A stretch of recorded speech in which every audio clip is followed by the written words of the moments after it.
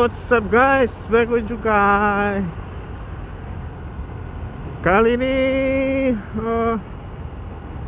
gue lagi naik motor baru. Iya. Yaitu Yamaha Frigo. Motor baru gue bukan ER6 ya. Padahal target gue tahun ini pengen punya ER6, tapi motor baru gue ternyata jadinya Yamaha Frigo. Ya, gue jadi ada 3 motor di rumah. Ada NMAX Z250 sama ini Frigo. Kenapa gue beli Frigo? Ya, karena satu, motor ini akan gue pakai buat harian gue. Ya, jadi kantor gue pindah ya. Gue pindah, bukan kantor gue pindah, gue pindah kantor menuju dulu kantor gue di Cipete ya. Gue Jakarta, di Cibubur Cipete, naik Z250 masih oke lah, 1 jaman gitu ya, 1 jaman. Kalau macet banget 1,5 jam gitu. Dan sekarang kantor gue pindah ke Geraha Raya Bintaro gitu ya. Ke Geraha Raya Bintaro, jadinya gue udah nyoba naik si Z250 ke sana gitu ya, dan alhasil capek banget. Apalagi gua kantor gue itu pulangnya malam ya. Ya atas jam 7 ke atas gue baru balik. Jadi bener-bener mampus banget ya naik Ninja gitu ya. Jadi naik Z250. Jadi gue memikirkan, wah, orang pacaran nih. Hihihi.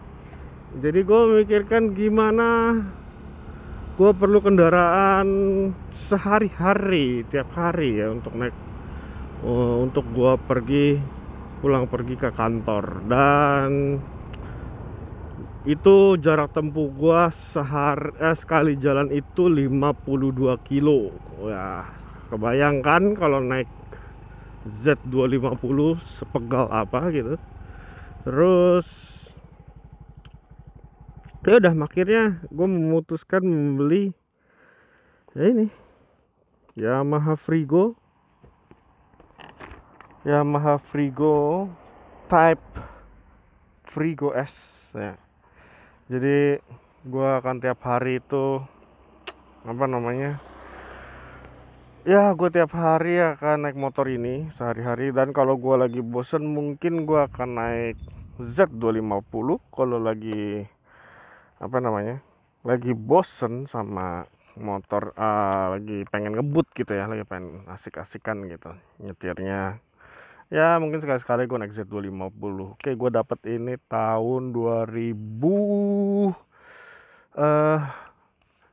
berapa ya, gue lupa nih, 2019 ya, 2019 Frigo S yang udah udah keyless.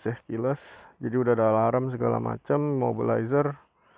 Dan gue pakai motor ini untuk sehari-hari, menurut gue lebih dari cukup. Kenapa gue mau motor ini? Yang paling pertama adalah karena ini, fuelnya di sini. Fuelnya di sini, jadi gue nggak perlu turun kalau ngisi di Pertamina, ya kan. Terus yang kedua, bagasinya gede banget, segede NMAX. Nah ini gue nggak tahu kenapa ya, ini kenapa dibolongin ya sama dia ya, sama orang ini. Gue nggak tahu nih bekas apa ya bro. Coba kondisi motornya untuk motor harian sebenarnya lumayan mulus ya.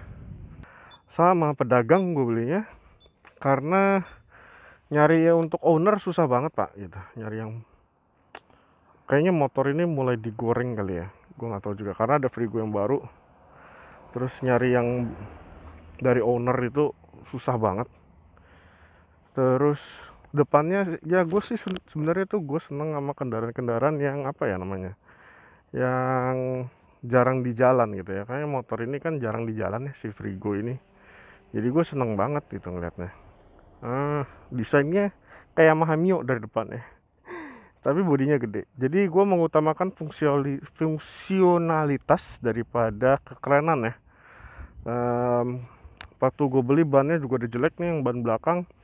Tapi udah gue langsung ganti ban baru karena udah tipis banget, jadi oleng-olengan gitu.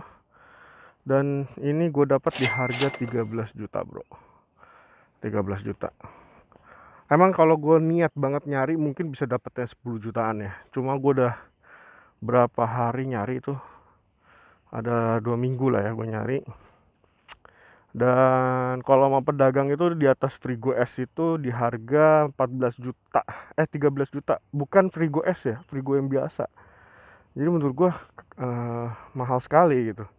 Sedangkan kalau Frigo S itu gue lihat di OLX rata-rata harganya ya segitu, berapa, 13 juta Frigo S. Kalau Frigo yang biasa itu 10 juta sampai 12 juta gitu, tergantung kondisi. Sejauh ini gue pakai motornya langsung gue ganti oli pakai Shell 1040. Cukup menyenangkan ya motornya.